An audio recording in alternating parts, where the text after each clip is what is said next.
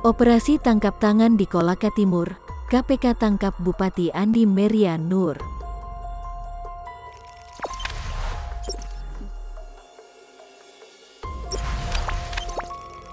Komisi Pemberantasan Korupsi (KPK) mengonfirmasi bahwa salah satu pihak yang diamankan dalam operasi tangkap tangan (OTT) di Kabupaten Kolaka Timur, Sulawesi Tenggara adalah Bupati Andi Meria Nur.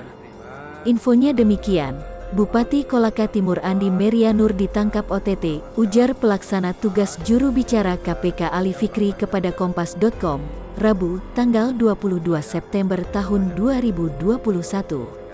Adapun KPK melakukan OTT di Kabupaten Kolaka Timur, Sulawesi Tenggara, pada Selasa, tanggal 21 September tahun 2021, pukul 20 WITA.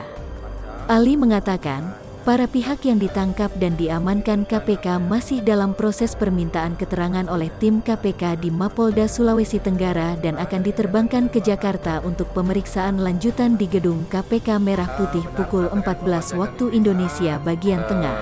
Tadi malam sekitar jam 8, tim KPK berhasil mengamankan beberapa pihak yang diduga sedang melakukan tindak pidana korupsi di wilayah Kabupaten Kolaka Timur, Provinsi Sulawesi Tenggara.